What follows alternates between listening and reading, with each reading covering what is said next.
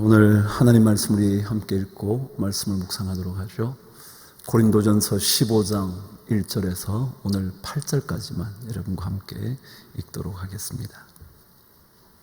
고린도전서 15장 1절에서 8절까지 저와 함께 교독하시죠. 형제들아, 내가 너희에게 전한 복음을 너희에게 알게 하노니 이는 너희가 받은 것이요 또 그 가운데 선 것이라. 너희가 만일 내가 전한 그 말을 굳게 지키고 헛되이 믿지 아니하였으면 그로 말미암아 구원을 받으리라. 내가 받은 것을 먼저 너희에게 전하였노니 이는 성경대로 그리스도께서 우리 죄를 위하여 죽으시고 장사 지낸 바 되셨다가 성경대로 사흘 만에 다시 살아나사 게바에게 보이시고 후에 12 제자에게와 그 후에 500여 형제에게 일시에 보이셨나니 그 중에 지금까지 대다수는 살아있고 어떤 사람은 잠들었으며 그 후에 야고보에게 보이셨으며 그 후에 모든 사도에게와 맨 나중에 만삭되지 못하여 난 자 같은 내게도 보이셨느니라. 아멘. 창세기 1장 1절은 이렇게 시작하죠. 태초에 하나님이 천지를 창조하시니라. 이것은 그리스도인의 가장 첫 번이며 마지막 고백입니다. 왜냐하면 하나님께서 온 우주를 다스리신다는 하나님의 능력과 하나님의 전지전능하심을 고백하는 것이기 때문에 그렇죠. 여러분, 과학에는 우주의 기원을 설명하는 이론들이 많이 있습니다. 제가 구태여 설명이라 함은 증명되지 않으면서 자기들끼리 풀어가는 겁니다. 예를 들자면 우주의 기원을 설명하는 많은 이론들이 있는데 그 중에 그래도 가장 지금껏 받아들여질 만하다고 생각하는 이론이 이런 이론입니다. 들어보셨을걸요? 지금부터 약 150억 년 전에 지극히 작고 작은 한 점으로부터 상상할 수 없을 만큼 거대한 에너지가 섬광처럼 터져나와서 이 우주가 형성이 되었다는 빅뱅 이론이라는 겁니다. 큰 뱅은 터진다는 거예요. 조그마한 한 점에서 무한한 에너지가 터져나와서 이 우주가 형성이 되었다고 하는 이론입니다. 들어보셨죠? 근데 여러분, 어느 과학자도 150억 년 전이라는 것을 증명하지 않습니다. 어느 누구도 그것이 150억 년인지 151억 년인지 아무도 증명하지 않습니다. 그리고는 그 전에 아무것도 없다가 갑자기 한 점이 나타나서 그 점으로부터 엄청난 에너지가 쏟아져 나와 우주가 형성이 됐다는 겁니다. 여러분, 이 이론을 받으시겠습니까? 믿으시겠습니까?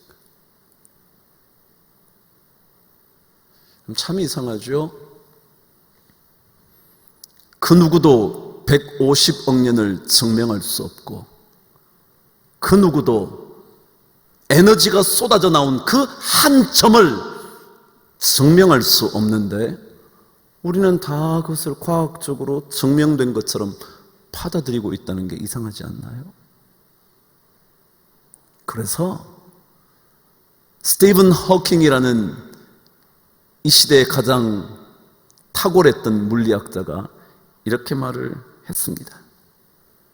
빅뱅과 같은 요인으로, 다시 말하면 한 점에서 무한한 에너지가 터져나와서 이렇게 우주가 되었다라고 말하고 있는 이것의 가능성은 정말이지 희박하다. 오히려 신앙적인 의미가 있다고 말해야 할 것 같다. 우리와 같은 존재를 창조하기로 마음먹고 어떤 절대자가 솜씨를 부렸다는 것 말고는 우주가 이런 식으로 시작되었다는 그 까닭을 설명할 길이 없다. 여러분, 그냥 한번 생각해 보세요. 우리는 하나님이 천지를 창조하셨다면 그냥 그렇게 말해요. 신앙인들이니까 하는 얘기지. 증명할 수도 없는 얘기 하지도 말어. 얘기를 하다가 150억 년 전에 갑자기 등장한 한 점으로부터 상상할 수 없는 에너지가 터져나와 섬광처럼 나타나서 우주를 형성했다라는 말은 믿고 있다는 것이 조금 이상하지 않나요?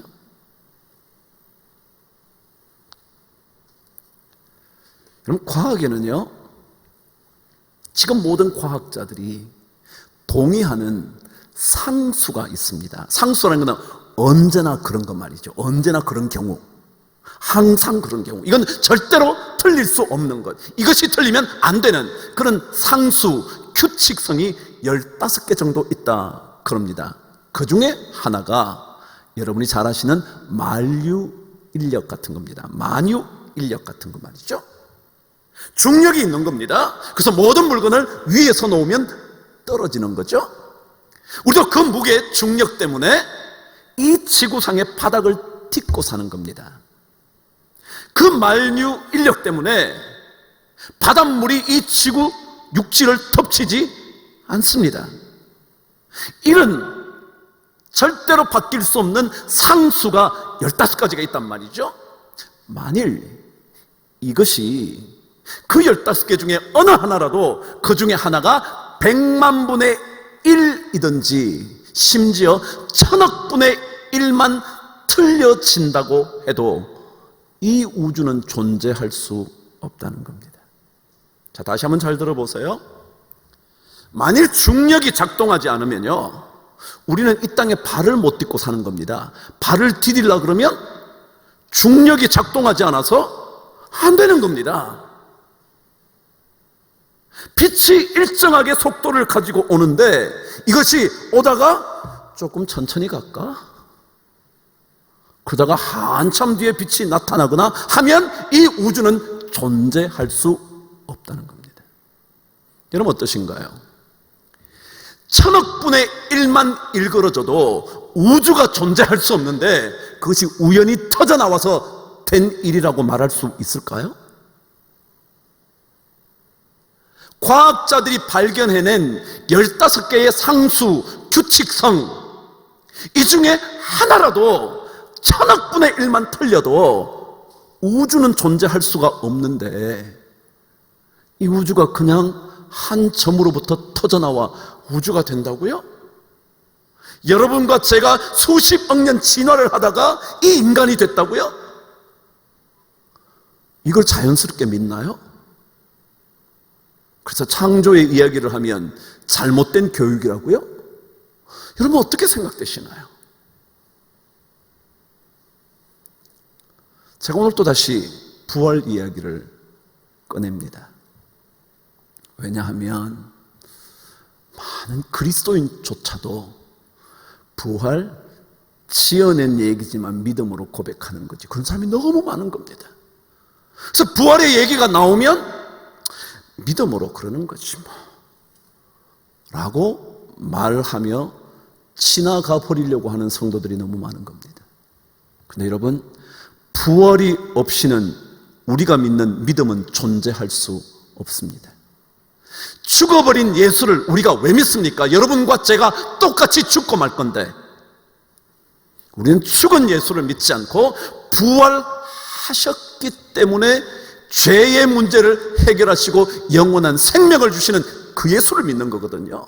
이 부활을 믿지 않는다면 우리는 아무것도 아닌 겁니다. 오늘 여러분과 읽기로 되어 있던 본문은 안 읽었지만 정말 사도 바울의 고백처럼 예수께서, 그리스도께서 다시 살아나심이 없다면 우리의 믿음도 헛것이요, 우리는 여전히 죄 가운데 있을 거다, 그 말입니다. 그래서 이 부활의 신앙은 그리스도인들에게 가장 중요한 출발점이자 마지막이라는 겁니다. 지난 시간 우리 부활에 대한 두 가지 얘기를 했습니다. 하나는 복음서가 부활을 기록한 것이 주님이 떠나신 후 30년 혹은 40년 혹은 50년 정도 될 때였다, 제가 말씀을 드렸습니다. 다시 말하면 부활을 본 사람들이 아직까지 살아있는 때 기록되었다는 겁니다. 그렇기 때문에 어느 누구도 아닌 사실을 마구잡이로 기록해낼 수 없는 시기였다는 겁니다. 수백 년이 지나서 기록된 내용도 없고 구전으로 내려온 역사가 아니라 직접 목격한 사람들이 말을 해서 구술된 역사라는 거죠. 꾸며낼 수 없는 시기에 적힌 거라는 겁니다. 오늘 본문도 고린도 전서는 언제 쓰여졌느냐 하면 주님이 떠나신 후 20년 뒤쯤 쓰여집니다. 사도 바울이 3차 전도 여행을 할 때 에베소에 잠시 머물렀는데 그곳에서 고린도 교인들에게 편지를 쓴 겁니다. 이 고린도 교회는 사도 바울이 2차 전도 여행 때 세웠던 교회였거든요. 그때 세우고 난 다음에 교회가 교회로서 자리를 잡아가는 동안 일어났던 문제에 대하여 3차 전도 여행 때 에베소에 머무른 바울이 편지를 써간 겁니다. 그때가 AD 55년 내지 56년이라 그럽니다. 그러니까 주님 떠나시고 20년밖에 되지 않은 때란 겁니다. 20년밖에 되지 않았기 때문에 바로 얼마 전에 일어났던 이야기를 보았던 사람들이 있었다는 거죠. 그래서 오늘 성경에도 지금까지 대다수는 살아있다, 이 말은 무슨 얘기냐면 그때 본 사람들이 있어서 함부로 적을 수 없지라는 의미입니다.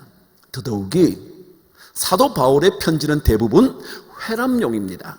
회람이라는 것은 개인에게 보내진 편지가 아니라 공동체에게 보내집니다. 그래서 나도 읽고 여러분도 읽고 저 사람도 읽고 저 사람도 읽고 다 읽고 나면 주변의 교회에다 또 넘겨줍니다. 그분들도 읽고 저분들도 읽고 또 다 읽고 나면 또 옆으로 넘깁니다. 이게 회람용입니다.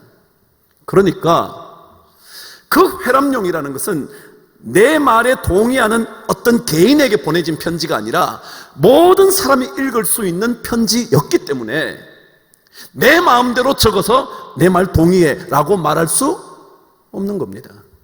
왜요? 많은 사람이 돌아가면서 읽을 거니까. 그 사람들이 그런 거 없는데?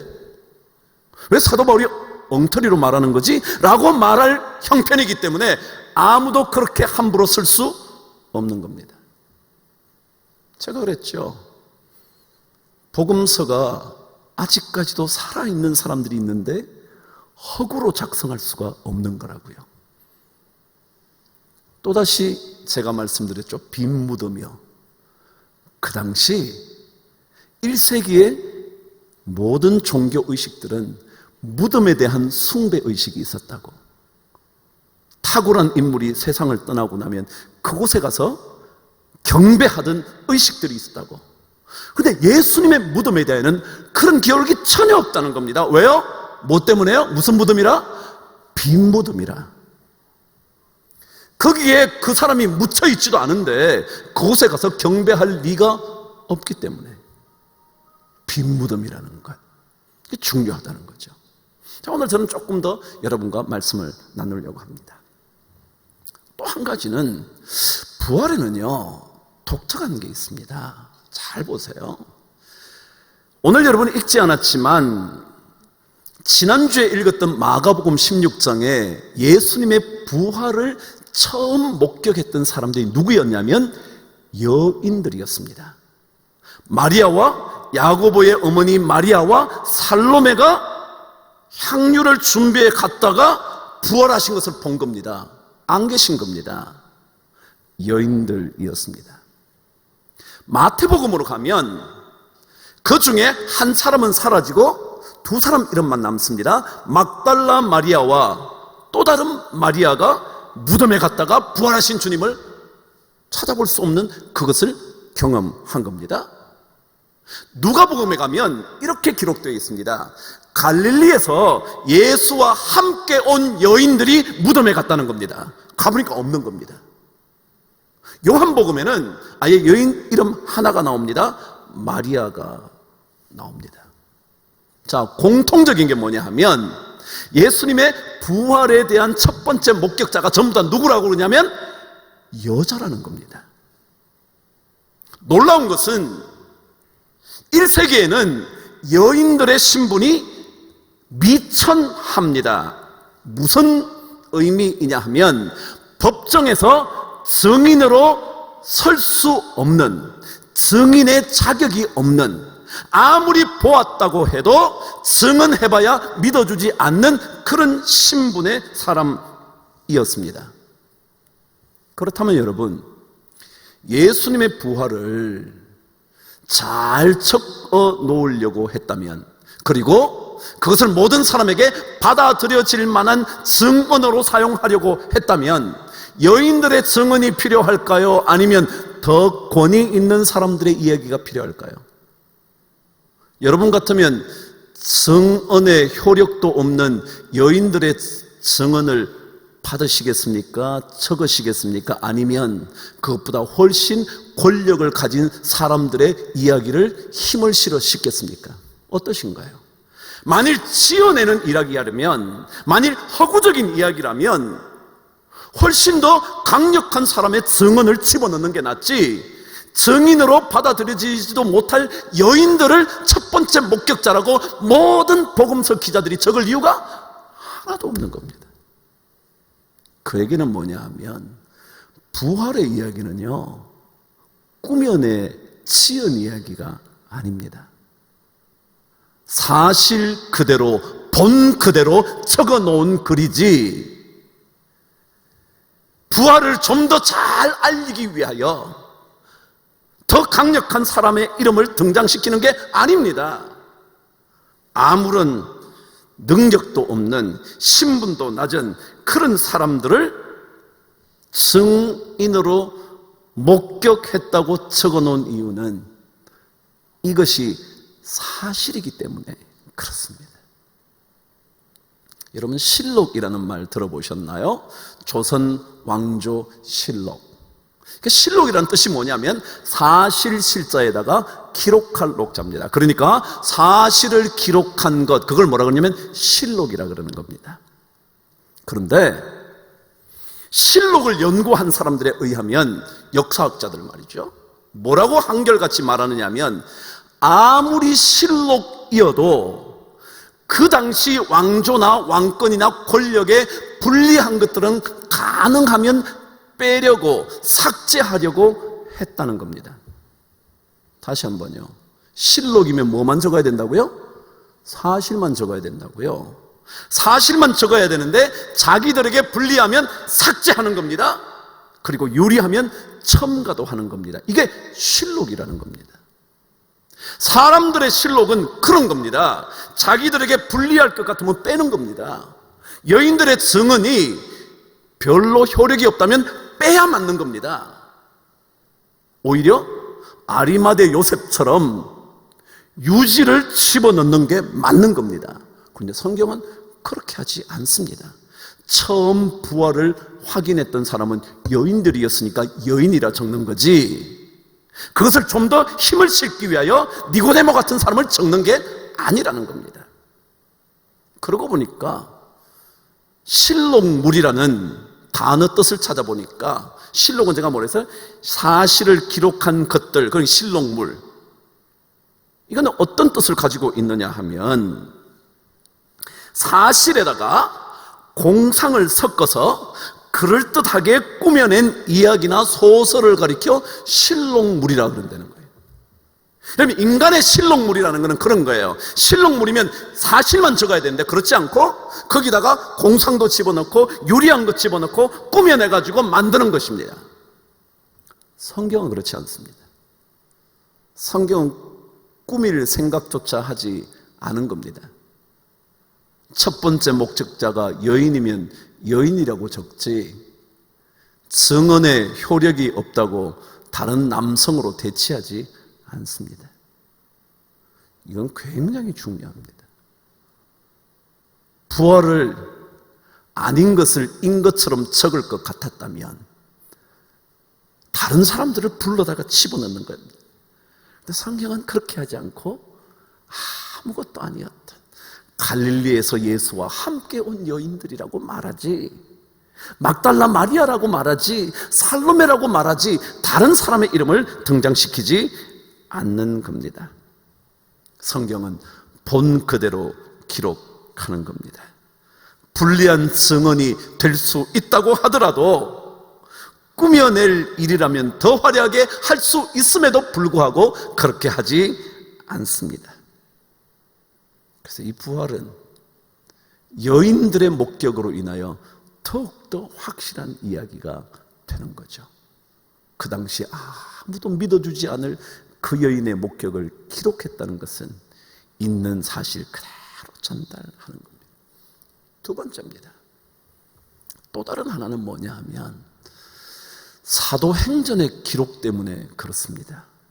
사도행전이라 함은 예수 그리스도께서 죽으신 이후에 사도들의 행적을 기록한 겁니다. 사실은 지금까지 오는 우리들의 이야기일지도 모릅니다. 여러분 한번 그냥 생각해 보시죠. 주님과 함께 있었을 때, 다시 말하면 주님께서 살아계시는 동안에는 주님의 기적들을 다 옆에서 경험을 합니다. 손 마른 사람의 손을 펴시고요, 태어날 때부터 안전뱅이를 일으키시고요, 보지 못했던 자의 눈을 떠주시고요, 수십 년 동안 혈류의 근원을 찾아낼 수 없었던 그 여인을 고치시고요, 심지어 죽은 청년과 나사로까지 살리시는 기적을 경험했던 그 옆에서 경험했던 사람들, 제자들 말이죠. 그분이 계시다면 그분을 위하여 목숨을 바칠 수도 있었을 겁니다. 왜요? 죽은 나사로도 살리시듯이 나도 뭐 할 수 있으니까? 살리실 거니까 목숨을 바칠 수 있을 거란 말이죠. 그런데 사도행전 기록은 예수님이 죽으신 이후, 그리고 그분이 이미 세상을 떠나신 이후의 일들입니다. 그런데 왜 죽어버린 그 사람을 위하여 목숨을 거는 것이었을까요? 내가 곁에서 계속 그분의 능력을 경험하고 내가 직접 받을 수 있다면야 그분 위해서 지금 죽어도 괜찮아 그러겠지만, 그분이 없는데 내가 그분 위해서 죽겠다 그럴 사람이 어딨냐고요. 만일 예수의 부활을 보지 못했다면.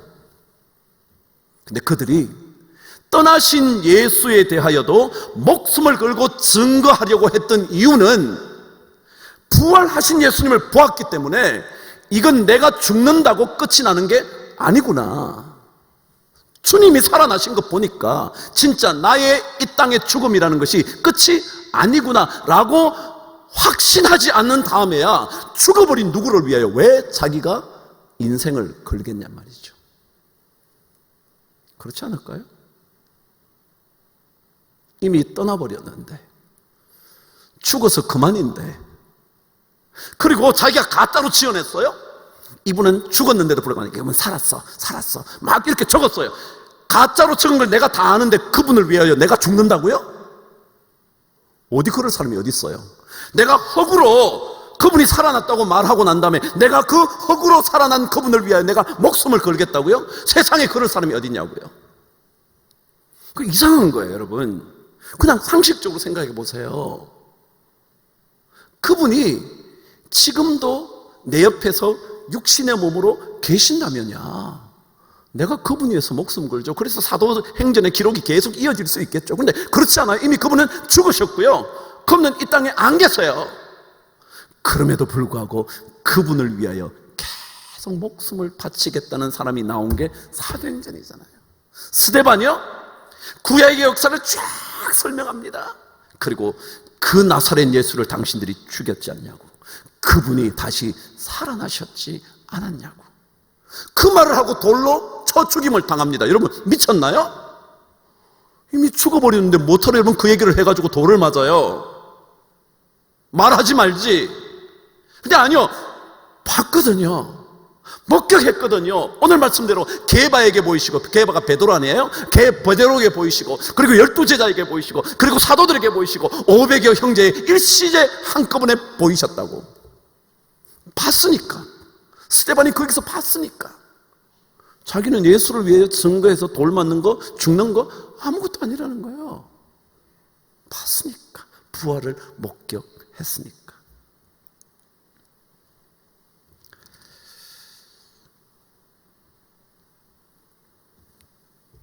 만일 부활하신 예수가 아니었다면 사도 바울만이 아니라 다른 어떤 누구도 지금까지 예수를 위하여 생명을 바칠 이유가 전혀 없어요. 대동강에 와서 생명을 건 토마스 선교사가 될 필요가 없어요. 뭘 죽어버린 사람을 위해서 지금 남의 땅에 와서 목숨을 잃어요? 무엇하러 아마존 그 강에 가서 목숨을 잃어요? 짐 엘리엇처럼요? 왜 잃어요? 그 부활을 믿는 신앙이 없으면 그런 인생을 살 수가 없는 겁니다. 누군가의 말처럼 무엇인가 부활이 아니라면 무엇인가 충격적인 사건을 그들이 경험하지 않고서야 절대로 그럴 리가 없다는 거예요. 자, 우리가 부활이 안 했다 그러죠. 부활 못 믿겠다 그러더라도 약간 부활인지는 뭔지를 모르겠지만 엄청난 충격이 그들에게 오지 않고서는 그분이 떠나고 난 다음에도 이렇게까지 목숨 걸 일은 아닐 것 같다는 거죠. 많은 반대자들은 그러죠. 그냥 잠시 종교 광신자들이 최면에 걸린 거라고. 그래요, 저도 이해할 수 있어요.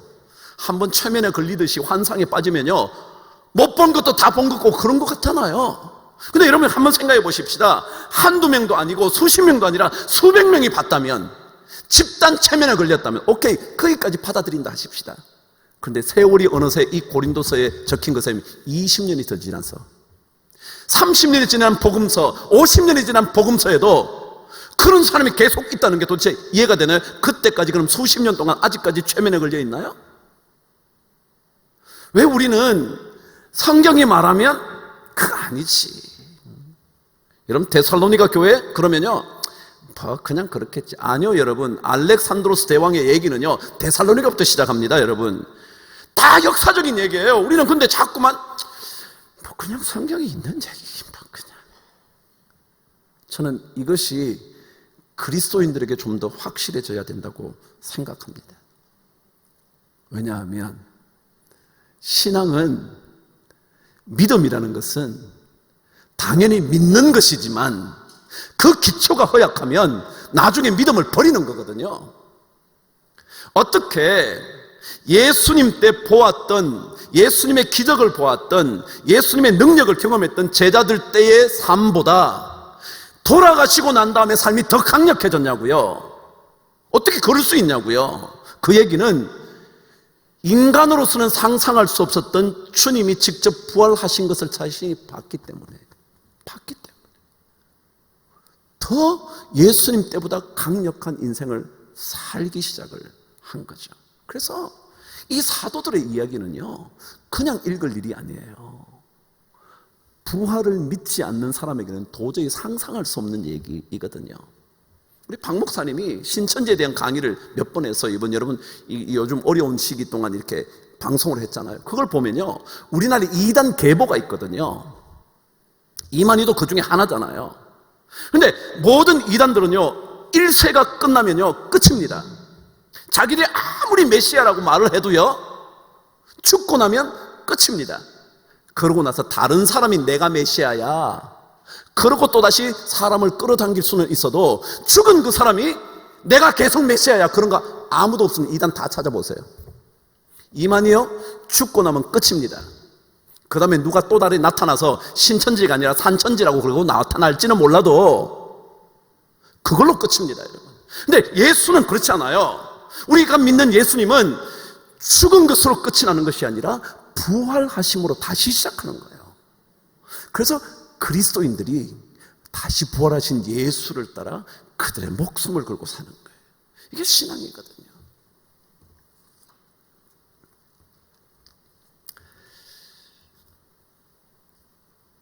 파스칼이 이렇게 말을 한 적이 있었습니다. 나로서는 목이 잘려 나갔던 증인들의 말을 믿을 수밖에 없다.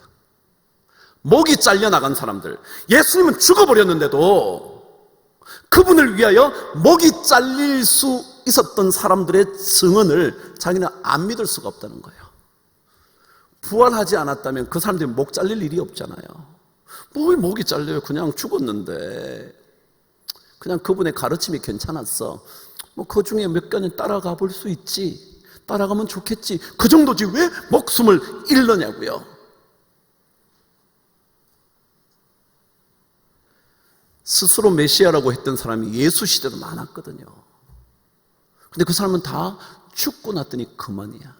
성경에도 드다라는 사람이 일어났다가 죽고 났더니 다 사라져버렸다는 거예요.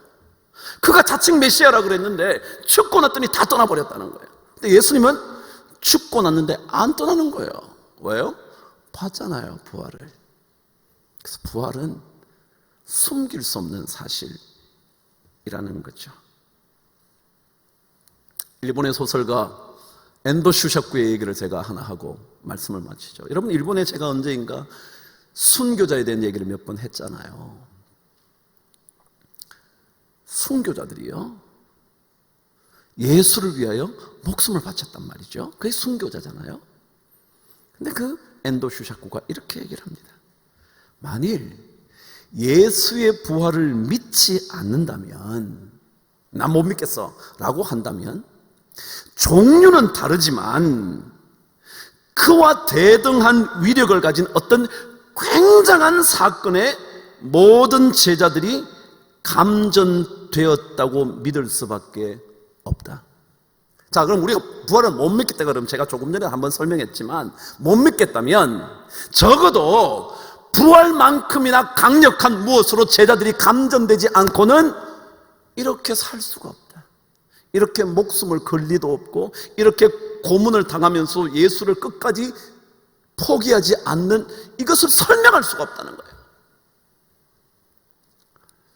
제가 오늘 말씀을 통해 다시 얘기를 했어요. 여인들이 증언했다는 것을 빼지 않았던 이유는 사실이어서, 제자들이 죽어버린 예수를 위해서도 목숨을 걸 수 있었던 것은 그분이 부활하셨던 것을 목격했기 때문에 그렇다는 거죠.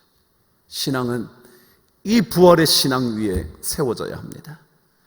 죽음으로 끝나는 것이 아니라 다시 살아나셔서 우리의 주가 되시는 그분을 향하여 걸어가는 거거든요. 그래서 부활의 신앙을 가진 사람일수록 더 담대해집니다. 주님 살아계실 때보다 더 담대해진 제자들처럼 말이죠. 우리 주님 계실 때는 피하기도 하고요, 숨기도 하고요, 그래요. 그런데 주님 안 계시는데도 목숨을 내걸었던, 투옥되는 것을 두렵게 생각하지 않았던, 돌에 침을 당하는 것을 조금도 걱정하지 않았던, 전에 내려온 얘기에 의하면 베드로나 야고보나 다 순교의 제물이 됐다는 거 아닙니까? 그러니까 예수 그리스도의 부활을 확고하게 믿으면 믿을수록 믿음은 많은 것들을 경험하게 되는 겁니다. 우리 성도님들이 그런 믿음으로 주의 능력을 더 체험할 수 있는 그런 모든 성도들 되시기를 주의 이름으로 축복합니다. 기도하겠습니다. 하나님 아버지, 부족하지만 우리들을 부활의 능력으로 붙들어 주시니 감사합니다. 이 부활의 신앙으로 주님을 한 걸음 한 걸음 더 따라가는 제자들 되게 하여 주옵소서. 예수 그리스도 이름으로 기도드리옵나이다. 아멘.